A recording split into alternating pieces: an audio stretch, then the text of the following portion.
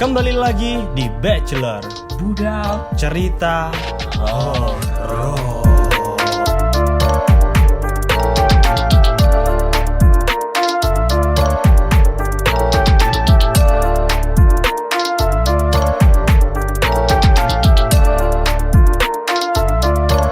Wah, akhirnya setelah sekian lama kita sebulan lalu ya. Iya, kalau uploadnya sih nggak sampai sebulan. Kita take-nya tuh sebulan yang lalu. Dan sebulan ini maaf banget buat teman-teman, kita sibuk banget mempersiapkan Ya, acara. sesuatu lah ada. Sesuatu. Enggak apa-apa, boleh kita spill. Acara. Kita nyiapin acaranya Budal Ngumpul. Dan kalau kalian mau tahu gimana acaranya, di mana dan kapan, pantengin terus. Bakal ada pengumuman Senin ini Don ya? Iya, Minggu apa Senin? hari Minggu ini. Oh iya, hari Minggu di Instagramnya Budal, BOEDAL. Follow dan pantengin terus karena bakal ada pengumuman tentang event Budal Ngumpul yang udah kita siapin jauh-jauh hari. Pastinya lebih seru, lebih meriah. Ya, dan lebih bermanfaat. Itu paling penting. Paling penting. Ya, seperti biasa kita masih berdua aja Masih nih. berdua aja karena Haikal nggak ada. Kemana Haikal Don? Jakarta dia. Jakarta. Ngapain? Jadi pemain bambu gila itu katanya. Bambu gila Iya. gini. Gimana bambu gila? Kayak lagi. Lagi. Wes. asalnya kan. Mari. Dan jangan lupa buat kalian Yang- kan ini podcast ini udah tersedia nggak cuma di YouTube, ada di audio podcast, ada di Noise, ada di Spotify, Google Podcast dan platform podcast yang lainnya. Kita sekalian mau nyapa nih buat para Noise, Spotify Sobat lovers. Spotify. Halo. Dan kalian yang yang- dengerin di Noise itu kebanyakan orang-orang baru Don yang nggak ngelihat YouTubeku, yang nggak ngelihat konten-konten kita tapi bener-bener cuman dengerin Bachelor doang. Halo buat kalian, aku ngucapin salam selamat datang. Dan kalian yang dengerin di audio jangan lupa juga buat kirimin cerita horor kalian dimanapun, entah itu di gunung, entah itu di selokan, ada tikus mati atau dimanapun lah, dimanapun itu tetap kalian kirimkan di email budalproject@gmail.com atau di Instagram Budal BODAAL. BOEDAAL. double A ya. Karena konten ini bergantung pada kalian yang ngirimin cerita ke kami. Selama ada yang ngirimin cerita, kita lanjut terus konten ini. Kalau emang udah nggak ada cerita, kita ceritain ibu-ibu yang Bagi-bagi kaos sambil enggak dong. Enggak.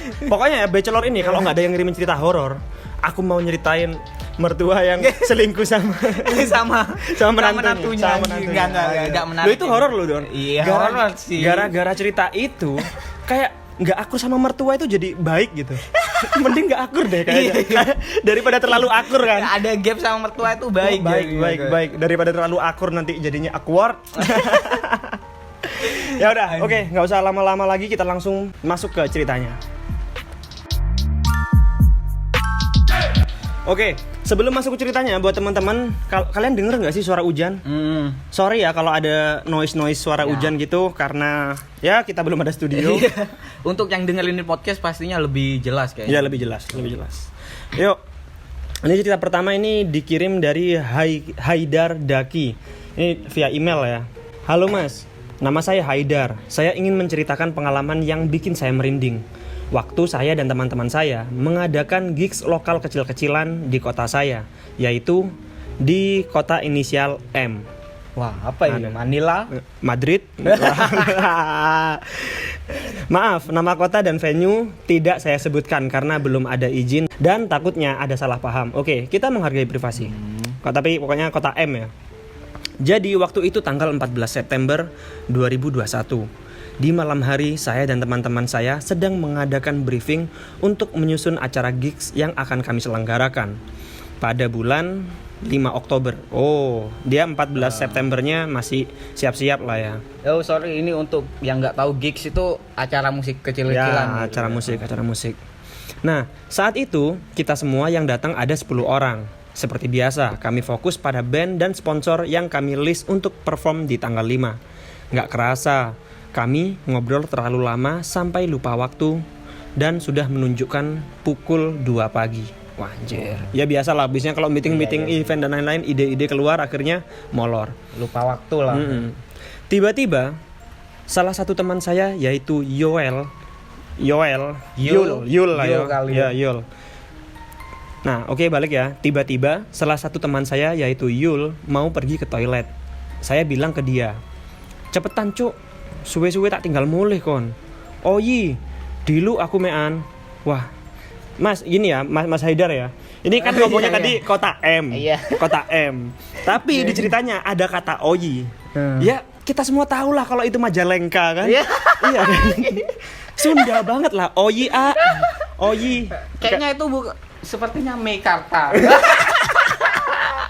Mekarta. Mekarta. Jadi apa iklannya? Ayas ingin pergi ke Mekarta. Kota M Don. Kota M Mekarta ngomongnya ya. Oyi, Mekarta sih. Mekarta Iya, nggak sih. mungkin Malang lah ini. Nggak mungkin. Nggak mungkin. Nggak mungkin. Aduh, Mas Haidar. Tapi di Translatein Mir ada beberapa yang komen di Noise. kita Huh. ada yang nggak tahu bahasa Jawa. Oh iya. Mungkin di-translatein. Oke, ini translate-nya adalah Wusing Fang Hao. Bukan bahasa Mandarin dong. Anjing. Gini. Bukannya kita malas untuk translate. Jadi karena ini adalah cerita gitu ya. Ya sih bisa, Iya, iya. sebisa mungkin kita mau mentranslate itu. Tapi kalau nggak sempat ya maaf. Iya, Karena sih. jadi nggak bisa masuk ke ceritanya gitu loh Don. Aku sebagai pembaca nih, iya. jadinya kurang masuk. Jadi solusinya adalah belajar bahasa Jawa. Yang nggak tahu belajar bahasa Jawa. Oke, intinya tadi ya si Yul ini ke toilet terus disuruh cepetan sama Haidar. Setelah Yul pergi ke toilet dan gak lama kemudian Yul keluar dan lari dari toilet sambil ngos-ngosan. Saya tanya ke Yul, "Lah apa ya cuk alay lho kon iku? Didelok arek akeh, gak isin akon." Sontak semua yang ada di situ mengarah melihat ke teman saya. Terus si Yul berkata, "Shh, melok aku dilu." Gitu. Setelah itu saya diajak ke arah toilet. Ternyata di samping toilet ada tangga turun menuju pintu cuma ukuran kecil. Tapi pintu itu dikunci dengan kayu. Agak terbuka dikit karena teman saya habis menyelinap masuk untuk mengambil uang yang jatuh dan menggelinding di dalam situ. Anjing. Ini kayak scene horor iki loh, Iya Dan. sih. Kayak luar negeri loh sing rumahnya ada Basement. ada basementnya. Teman saya bilang di dalam ruangan saat ia mengambil uangnya, dia melihat ruangan sekitar 3x3 meter yang rusuh dan bau anyir darah. Entah teman saya waktu itu bohong atau tidak, karena pada waktu itu saya tidak percaya karena dia suka bercanda. Saya mau melihat masuk itu antara takut emang beneran ada, atau takut karena ketahuan penjaga kafe di situ. Saya abaikan.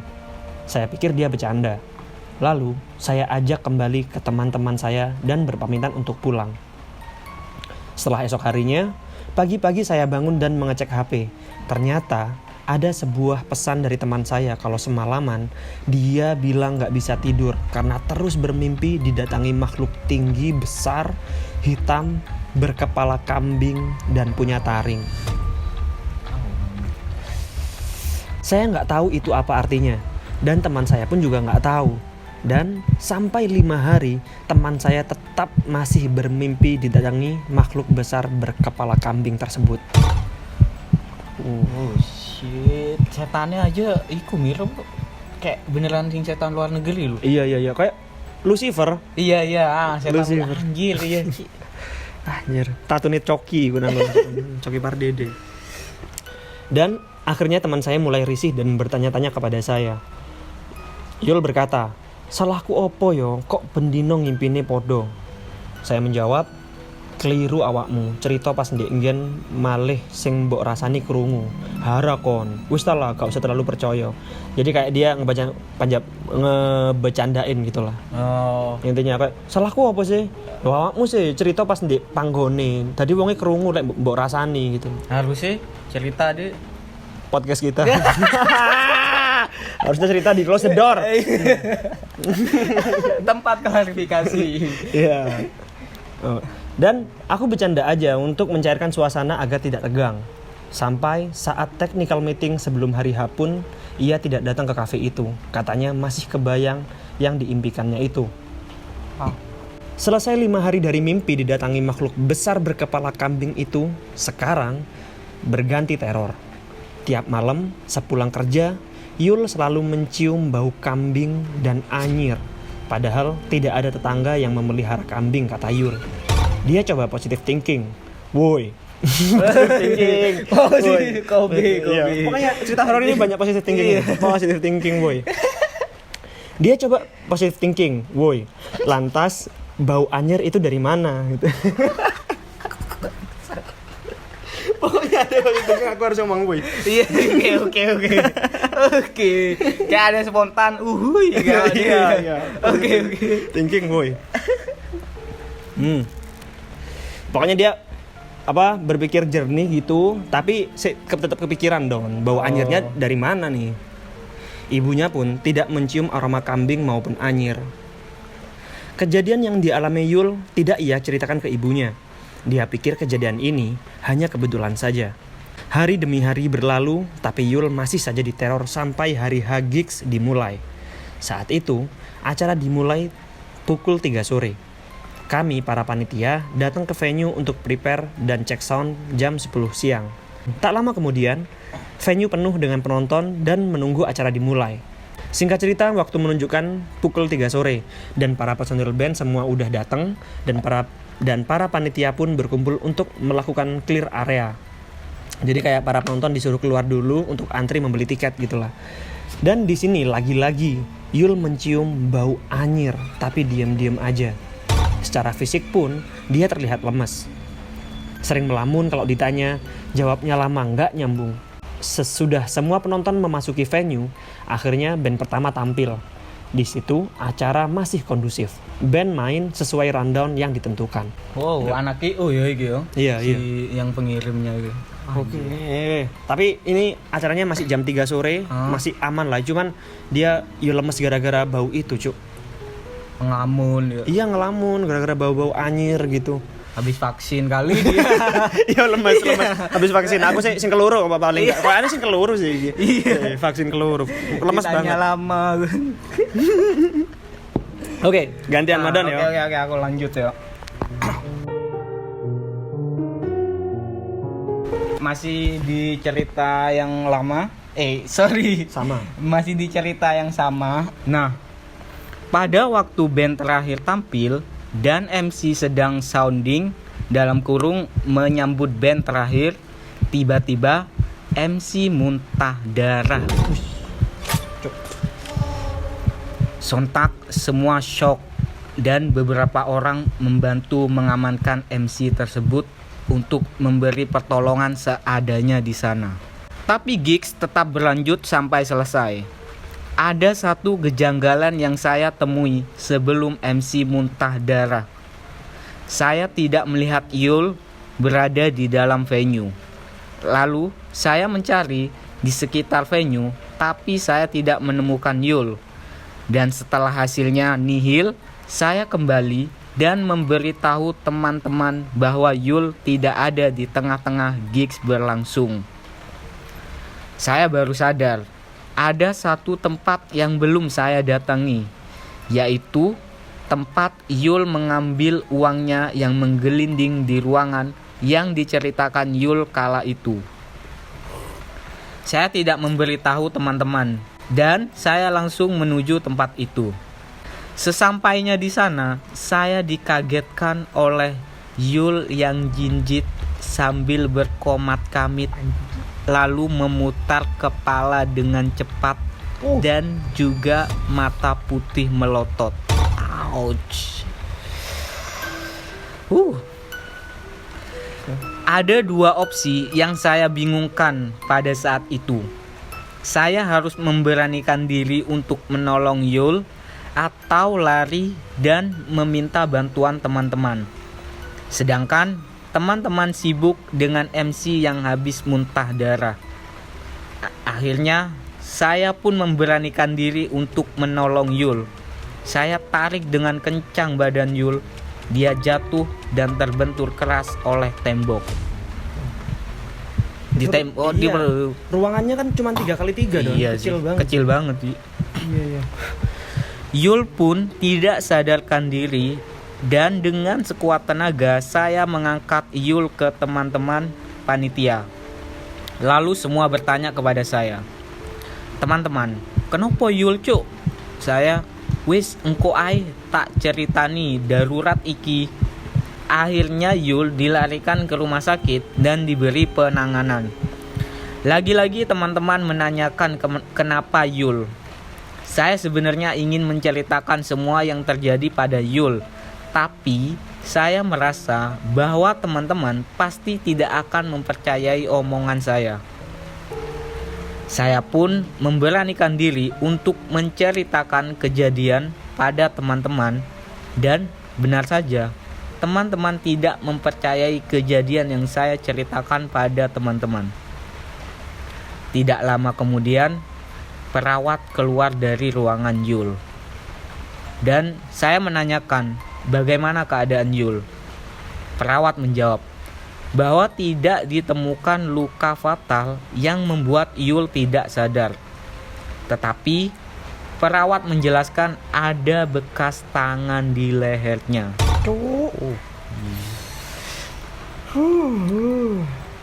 Sontak saya melihat ke dalam ruangan, dan benar saja yang dibilang oleh perawat. Ada bekas tangan yang masih membekas di lehernya. Saya langsung berpikir, jangan-jangan pada waktu tadi saya temukan Yul di ruangan dengan keadaan jinjit itu ada hubungannya dengan leher Yul. Tidak lama kemudian Yul sadar dan Yul menjelaskan apa yang terjadi pada waktu briefing kala itu. Ternyata ada yang disembunyikan dari Yul pada waktu di dalam ruangan saat mengambil uangnya kala itu. Dia tidak hanya mengambil uang, tetapi ada hal lain yang sampai sekarang tidak ia ceritakan.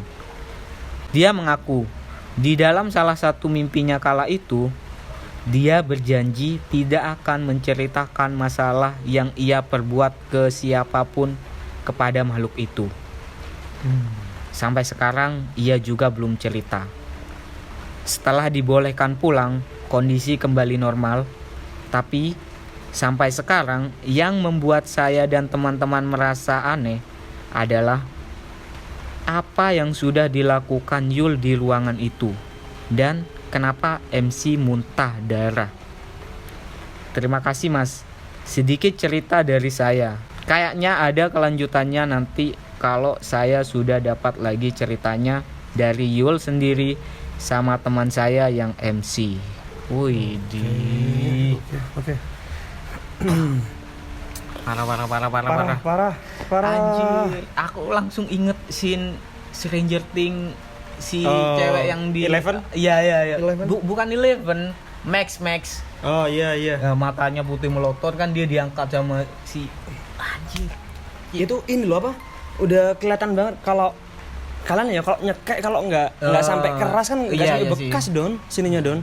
Ini sampai bekas gini dan dia jinjit matanya gini sambil ininya gini kan kayak nggak mau loh. Tapi kamu penasaran nggak apa yang dilakuin sama Yul ini? Kayaknya dia goyang 87 gitu sih. Goyang.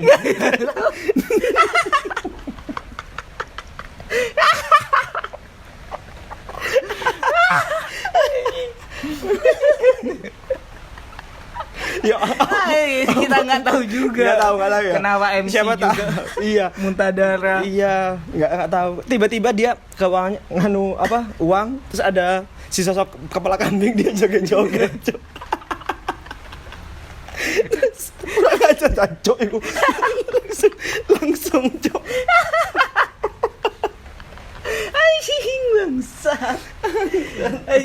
Bangsa. Kayak ada perjanjian gitu loh, Mir. Takutnya itu. Iya. Kayak perjanjian kamu harus ngapain gitu-gitulah.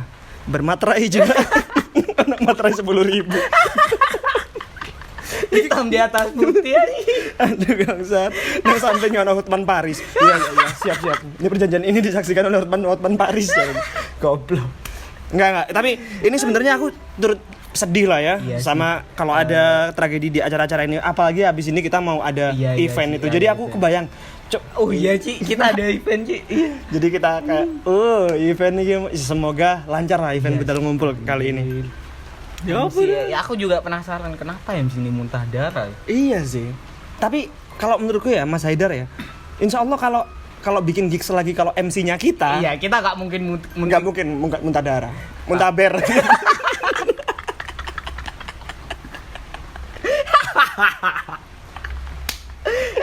Oke, Mas Yul di kota M Majalengka. Iya. Meikarta juga. Iya, Meikarta juga. Kalau misal ada event gigs lagi yang butuh MC, ya, MC kocak dan lucu, PDCI lah Ya, sebenarnya. kita lah. Kita lah, nggak mungkin kita muntah darah, nggak mungkin. Tapi kebetulan kita juga kemarin kan habis nge-MC acara musik juga. Ah, gigs iya. kecil-kecilan musik underground. Iya, Jadi bisa lah acara bisa musik. lah. Untuk CP-nya siapa? Kontak persen. Itu iya ke Amir aja lah. Iya, ke Instagram Budal juga boleh. Instagram Budal. Nah, kalau misal kamu nih, jadi kamu bukan jadi Mas siapa tadi? Haidar, bukan jadi Yul, tapi kamu jadi teman-temannya. Apa yang bakal kamu lakuin, Cuk? Maksudnya ketika pas acara, terus tiba-tiba ada yang muntah darah dan itu si Yul tiba-tiba habis dicekik kayak gitu ya. Sing pasti panik dan takut sih. Iya sih. Paniknya karena anjir acara belum beres sih Gi. Ada ya image IO mereka juga. Nah, gila lah yo. Iya, Pedih aku, Cuk. Nah, apalagi kalau misal aku jadi Yul ya. Masalahnya emang itu loh. Ya wis nanti Mas Haidar tolong kalau misal si Yul udah mulai terbuka atau misal dia suruh cerita tapi ditutupin gini. Jadi waktu itu saya nawarin Mbak Zumora ke Lucifer. Misal kayak gitu langsung aja ceritain ke kita lah ya. Atau ajak deep talk lah. Iya, ada ajak ngobrolin laut dalam gitu. Iya dalam banget. Iya deep talk. Atau ngomongin web. Deep web gitu.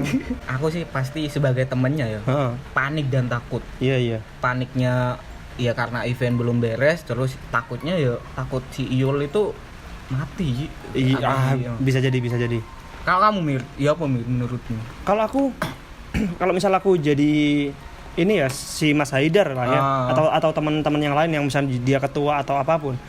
Menurutku biasanya yang ada di daerah itu biasanya ada sesepuhnya atau siapapun yang bisa didatengin lah. Jadi ditanyain ya kula nuwun dulu, ngomong, cerita dan minta solusi. Biasanya sih kayak gitu dulu. Kalau misal langsung kita pulang tanpa apapun, tanpa berpamit, tanpa bercerita ya mereka akan diem-diem aja. Karena biasanya gitu kan ya. Kalau orang-orang pintar itu rektor UNER gitu, orang pintar pokoknya. Lulusan Harvard juga. Iya, lulusan Harvard, S3.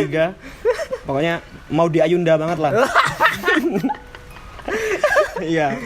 Nah, kalau orang-orang pintar kayak gitu biasanya dia kayak nggak mau ngomong-ngomong dulu gitu loh. Alasannya? Biasanya nunggu ada kasus atau misal nih ada anak yang peka gitu, baru dia nyamperin ngomong ke anak itu. Nggak yang tiba-tiba, ayo gini-gini. Enggak, dia kayak nunggu gitu, ada masalah atau apa, biasanya dia mau bantuin. Karena sekarang pasti si pemilik kafe lah, at least lah ya, dia kan masa nggak tahu sih? Harusnya tahu sih. Kalau aku sih jangan, ini kan tadi takut ada masalah atau yang lain. Kalau aku sih bukan nuntut ya, kayak ya minta pertanggungjawab. Loh iki aku kan sewa tempat sebagai gigs, nggak mungkin gratisan kan Mas ya? Iya nggak mungkin lah. Paling nggak meskipun gratisan kan ada tanda tangan, ada perjanjian. Ini gimana. Nah setelah itu yang ngomong, Pak ini kok ada kejadian ini di tempat ini, pasti dia juga mikir lah. Karena loh iki kalau misalnya cerita ini kesebar ke event organizer yang lain, jadinya nanti tempat ini nggak bakal jadiin event sama orang lain gitu. Jadi makanya mending tanya juga ke orangnya itu. Si ownernya itu ya? Si ownernya. Nggak gitu lah. Tapi ini kan kayak kafe kan ya? Iya. Aku pasti si Yul itu traumatis banget ya. Iya iyalah. Aku nggak kebayang Ci jadi Yul Ci. Bisa bipolar aku. Dan ini mumpung acaranya tentang event ya. Aku mau ngingetin sekali lagi buat kalian, acara event Budal Ngumpul musim 2 bakal kita kan di Instagram kemarin udah coming soon kan udah coming soon. Jadi kapan sih acaranya? Terus gimana format acaranya? Dan di mana tempatnya? Iya, tanggal. Ya tadi di mana juga itu ya? Apa? Kapan ya? Kapan? Tanggalnya fixnya pastinya itu tetap kalian pantengin aja Instagramnya Budal, BOEDAAL. Jadi buat kalian juga para pendengar yang ada di audio podcast juga bisa cek langsung Instagramnya Budal, gitulah. Ya udah, mungkin segini aja. Iya. Cerita kali ini. Nah, stok cerita kita udah mulai menipis nih, Mil. Oh, Nah, iya. Jadi buat kalian, ayo dong kirimin cerita-cerita horor. Cerita horor. Cerita horor rumah sakit, rumah pelacuran. Nggak horor itu. Tapi tadi yang waktu dicekik ya. Oh, iya. Aku eling-elingan dicekik di ini, Cuk. Di apa namanya? Di meja biliar. Boleh dibilang anjir. Iya. Gimana lah?